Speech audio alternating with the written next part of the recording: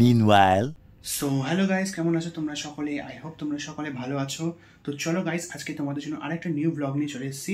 বেশি কিছু বলবো না, তার কারণ তার করলেই তোমাদের সবার সব কিছু রিভিল হয়ে যাবে। তো চলো বেশি কথা না বলে ব্লগটা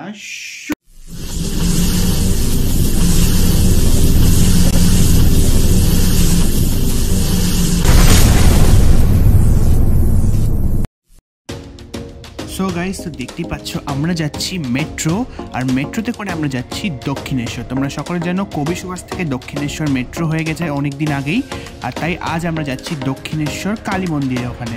তো চলো, let's go.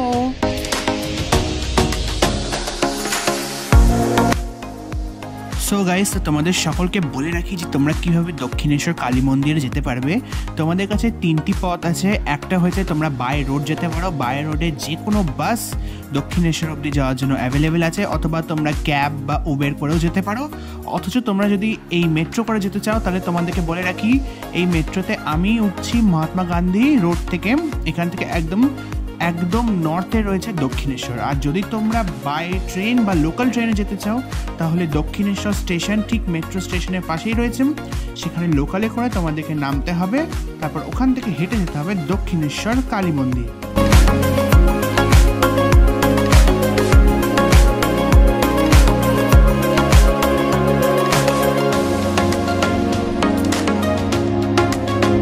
A few hours later. তোমরা সামনে যে স্কাইওয়াকটা দেখতে পাচ্ছ সেটা হচ্ছে রানী রাসমণি স্কাইওয়াক, যেটা ভক্তদের জন্য মন্দির থেকে এই পার অব্দি আসার জন্য বহুকাল আগে তৈরি করা হয়ে গেছে। বহুকাল বলতে বেশি দিন না, তবে হ্যাঁ, এটি করে তোমরা খুব তাড়াতাড়ি দক্ষিণেশ্বর মন্দির অব্দি চলে যেতে পারবে।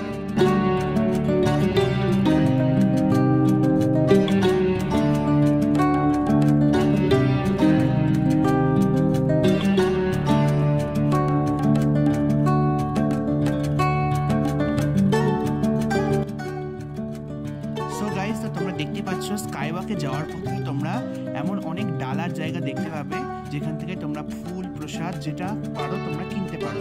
তবে তোমাদের বলে রাখি যে এখানে ধূপকাঠি বা মোমবাতির কোনো অ্যালায়েন্স নেই মন্দিরের ভেতরে, তাই বলছি তোমরা এখান থেকে চাইলে এখানে তোমরা মন চাই দামের মধ্যে দিয়ে নিজের পুজোর ডালা কিনে নিতে পারো এবং এখানেই তোমরা জুতো রাখতে পারো।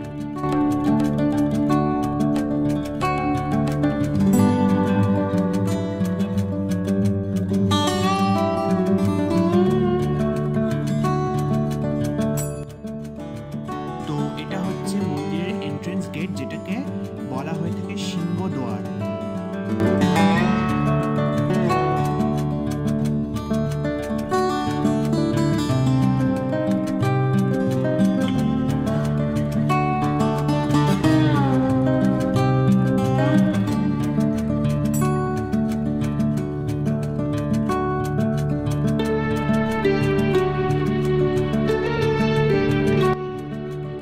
দেখতে পাচ্ছ ফাইনালি আমরা পৌঁছে গেছি দক্ষিণেশ্বরের কালী মন্দির।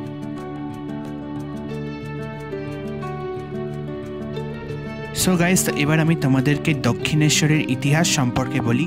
তোমরা সকলেই জানো যে জানবাজারের রানী রাসমণি তিনি মা কালীর একনিষ্ঠ ভক্ত ছিলেন।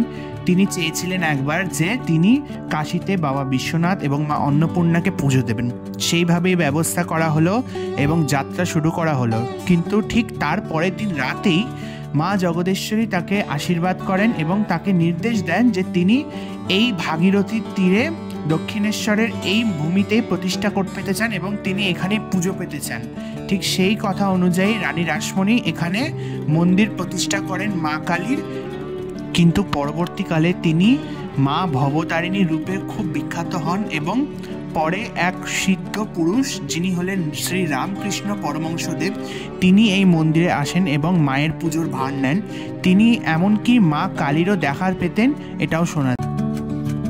তো তোমরা দেখতে পাচ্ছ এখানে খুব সুন্দর একটা ডালা অ্যাক্টেড রয়েছে, যেখানে তোমরা মায়ের জন্য প্রসাদ, মায়ের জন্য শাড়ি, মায়ের জন্য চূর্ণি যেটা চাইছো তোমরা নিতে পারো। এখানে তোমরা দাম অনুযায়ী দেখে নিও, কারণ এখানে অনেক হাই প্রাইস থাকতে পারে কোনটা কোন রকম রয়েছে এবং তার সাথে সাথে কী প্রসাদ, কী শাড়ি তোমরা নিতে চাও। এখানে 100, 110, 200, 500 সব রকমের ডালা তোমরা এখানে পেয়ে যাবে। 2 hours later. সো গাইস, তো ফাইনালি আমাদের দর্শন হয়েছে, খুব সুন্দর দর্শন হয়েছে। তোমরা একবার ভেতরের দিকটা দর্শন করে এসো। ভেতরে কোনো ব্লগিং অ্যালাউ নেই, তোমরা খুব ভালো দর্শন করতে পারবে। মা কালীর অর্থাৎ মা ভবতারিণীর খুব সুন্দর একটা মন্দির রয়েছে, তার সাথে সাথে রয়েছে গোবিন্দ মন্দির যেখানে রাধা গোবিন্দ প্রতিষ্ঠিত, এবং তার সাথে সাথে 12টি শিবলিঙ্গ রয়েছে যেখানে 12টি শিবলিঙ্গের বিভিন্ন নাম রয়েছে, যেমন নাগেশ্বর, জটিলেশ্বর, ভীমেকেশ্বর। আর তোমরা এখানে যে জমায়েত দেখতে পাচ্ছ, এখানে যে ইমারত রয়েছে এটাকে বলা হয় দক্ষিণেশ্বরের নহবতখানা। এখানেই মা শারদা বসবাস করতেন, যেটা এখন মা শারদামণির মন্দির নামে খুব পরিচিত।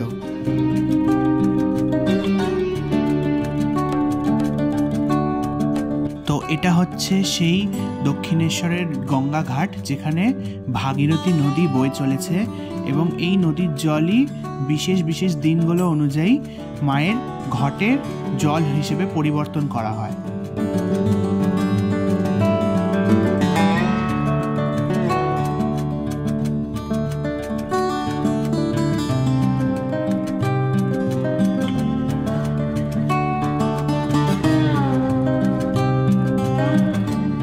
One hour later. আর গাইস, এই ডালা অ্যাক্রিলিকের পিছনেই একটা খুব সুন্দর বাজার রয়েছে, যেহেতু এখন অনেকটা খোলা নেই, কিছুটা বন্ধ হয়ে গেছে, কিন্তু হ্যাঁ তোমরা দর্শন করার পর এখানে অবশ্যই ঢুকো। এখানে খুব সুন্দর সুন্দর জিনিস তোমরা কিনতে হবে। তাছাড়া এখানে মা শারদামণি এবং রামকৃষ্ণের মূর্তি বা মা ভবতারিণীর ছবি তোমরা সব এখান থেকেই পেয়ে যাবে। 2 hours later. সো গাইস, এই ব্লগটা এই পর্যন্তই। আই হোপ আমি তোমাদের এন্টারটেইন করতে পেরেছি। তোমাদের এই দক্ষিণেশ্বর ব্লগটা দেখতে কেমন লেগেছে সেটা আমাকে কমেন্টস করে জানিও। আর হ্যাঁ, আমি জানি না আমি কতদূর তোমাদেরকে ইনফরমেশন দিতে পেরেছি। আমি আমার সাধ্যমতো চেষ্টা করেছি তোমাদেরকে এই দক্ষিণেশ্বরের ব্যাপারে যতটা পারবো ডিটেলস দেওয়ার। তোমরা জানি না কতটা ভালো লাগবে, কিছু ভুল হলে আমাকে ক্ষমা করে দিও। আর হ্যাঁ, তোমাদেরকে বলে রাখি, তোমরা যদি এরপর মানে এই দক্ষিণেশ্বর থেকে কিন্তু তোমরা আদ্যাপীঠ আর তাছাড়া তুমি বেলুড় মঠটাও যেতে পারো। তোমরা যদি চাও যে আমি বেলুড় মঠ আর আদ্যাপীঠে গিয়েও ব্লগ করি, তাহলে আমাকে সেটা কমেন্টস করে জানিয়ে দিও। আমি অবশ্যই ট্রাই করব তোমাদের সকলের জন্য সেই ব্লগগুলো আনার। Till now, good bye, tata, see you, সায়োনারা।